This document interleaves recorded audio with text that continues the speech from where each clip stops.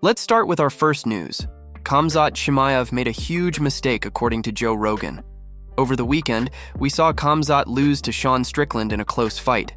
Now Joe Rogan is speaking out, suggesting that one major mistake could explain the outcome. What happened? If you follow this channel, you remember the weigh-in controversy we covered earlier. After that situation, there were rumors that Khamzat might move up to 205 to fight Jiří Procházka, but the fight never materialized. Instead, the UFC booked him against Strickland at 185. Because of that switch, some believe Khamzat was forced into a massive weight cut for Saturday's fight. Adding more pressure, Arman revealed that Khamzat may have cut over 45 pounds to make weight. Right after Khamzat's split decision loss, Daniel Cormier brought up the earlier Procházka discussions during the broadcast with Joe Rogan. Rogan agreed it could explain Khamzat's early fatigue and lack of endurance. He said it's a good question and suggested it could absolutely be a factor, especially if Khamzat originally prepared his body to bulk up for 205. If true, the sudden change back to 185 may have forced an extreme cut that impacted performance. The fight was originally announced in mid-March, but fans are now questioning why Khamzat still needed such a drastic weight cut by fight week. The discussion has now sparked debate across the MA community, with many pointing to weight management as a key factor in the outcome of the fight. This situation has raised serious questions about fight preparation, last-minute changes, and how extreme weight cuts affect elite fighters at the highest level of competition in the UFC, especially when performance drops unexpectedly in championship level. Matchups under intense pressure and global attention, moving forward analysis context matters. Move on to another news. Sean Strickland has shown interest in a Nassourdine Imavov fight next, following a closely contested bout that many believed Khamzat got robbed. The rematch talk has gained serious attention, but confusion remains after Dana White claimed that Khamzat told him he is moving up to 205. However, Khamzat later responded on X, insisting he still wants the rematch with Strickland, creating mixed signals around his next move. He wrote on X, Sean Strickland, "See you soon again," and followed it up with, "Let me know when you are ready." Strickland also addressed his future while speaking on the Paramount Plus broadcast desk, stating that Imavov is next in line. He said he plans to take a short break, support his teammate Alex Pantoja at the White House, allow his broken nose to heal, and recover after back-to-back training camps. He explained that he has been grinding for nearly 6 months straight and needs time off as his wife has carried much of the support at home, handling meals and nutrition throughout camp. Strickland emphasized he needs a breather before returning to competition, but still expects Imavov to be his next opponent once he is ready to compete again. During the UFC About Last Fight show, he repeated that Imavov appears to be the frontrunner for his return fight, while also noting that the division will continue moving forward as he takes time to recover and reset his career momentum after a demanding stretch of competition. Imavov also seems to be on board with the idea of facing Strickland next, keeping the matchup relevant as the middleweight division continues to shift, with top contenders positioning themselves for title opportunities. Strickland's potential return timeline remains flexible depending on recovery and scheduling, but his focus remains locked on getting back into competition once he is fully healed. The conversation around his next fight continues to build momentum, especially with Imavov emerging as a consistent option across interviews and broadcasts. Both fighters appear open to the matchup, which keeps it one of the more likely fights in the near future, as fans and analysts await official confirmation from the UFC regarding final booking decisions and event placement. The situation remains fluid as negotiations progress behind the scenes and both camps monitor developments closely before any official announcement is made, with timing expected to be finalized soon officially. Move on to another news. Due to how close the fight was, chances are a lot of people are going to watch it again, but if Tom Aspinall decides to do that, it seems clear that he won't do so with the sound on. Recently, Aspinall talked about the fight on his YouTube channel. During the video, he had more than a few complaints with how DC and Rogan called the fight. For example, during the 4th round, Aspinall said this: "DC talking about the only reason Sean Strickland is getting tired is because Khamzat is landing body shots, not the fact that they've just had a fight for 20 minutes. That doesn't matter. It's just the body shots that are making him tired, nothing else." And in round 5, Aspinall had this to say about the commentating. The commentators are saying, "Sean has got to land some big shots to win the fight in this 5th round. I know they're jabs, but he is landing a lot of them. Just because it's a jab doesn't mean it's insignificant." This sparked discussion as Aspinall expressed frustration with how key moments were being interpreted during such a close and competitive fight. He suggested that the commentary was overlooking overall fatigue, accumulated across multiple rounds, and instead focusing too narrowly on single sequences of body shots according to his view. Aspinall believed that the pace of the fight itself, combined with sustained exchanges, should have been given more weight in the analysis rather than isolating specific moments.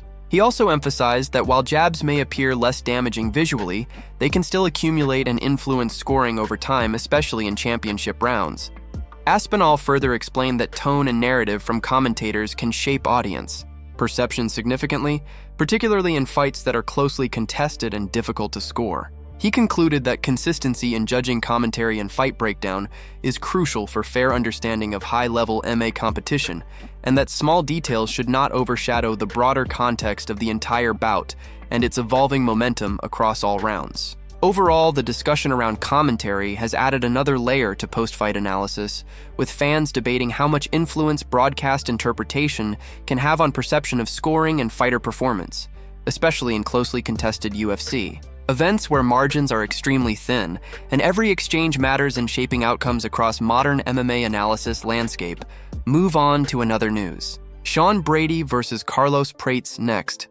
Now that Sean Brady has returned to the win column by recording a dominant victory over Walking Buckley, could a title shot eliminator with Carlos Prates be next? Well, if that fight gets offered, it sounds like Brady will jump on the opportunity. Sean faced Buckley on the main card of UFC 328, and as many suspected would be the case, his wrestling and top game ruled the day.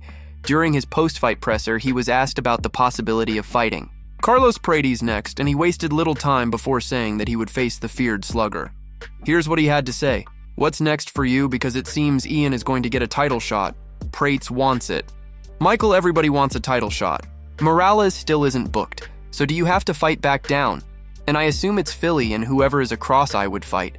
I don't know who's booked. I'd fight Usman because he's a former champion. I think that would make sense, might be going up. I heard he's going to middleweight, so I've fought back. I beat Leon Edwards, I was a #1 contender, I fought Morales, I just fought back again. I deserve to fight up. So we'll see how it plays out. Like, I would love to fight in Philly, but it's gotta make sense for me. I'm 33 years old. I'm getting better and better every time I go out there, and I want to be a UFC champion.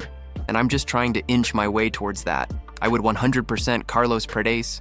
I would fight Prates 100%. I've asked for that fight before. Yeah, let's do it. It'll be interesting to see what direction the UFC goes, and the rumor right now is that Islam Makhachev will fight Ian Machado Gary in August. And if that happens, chances are it'll headline the August 15th card in Philadelphia. Of course, adding Brady to the Philly card would be a good way to boost ticket sales since he's from the city of brotherly love. Overall, the matchup between Sean Brady and Carlos Prates is gaining serious attention, as both fighters push toward higher rankings in the division, and the UFC may see this as a strong contender fight with major implications ahead. Move on to another news. Given how close the fight was and how many believed Khamzat got robbed, a rematch made sense. But during media scrum afterward, Dana White claimed that Khamzat told him he is moving up to 205. Later, Khamzat came on X and said he actually wants a rematch with Sean Strickland. That created confusion about his next move, because he is saying one thing to Dana and something completely different on social media.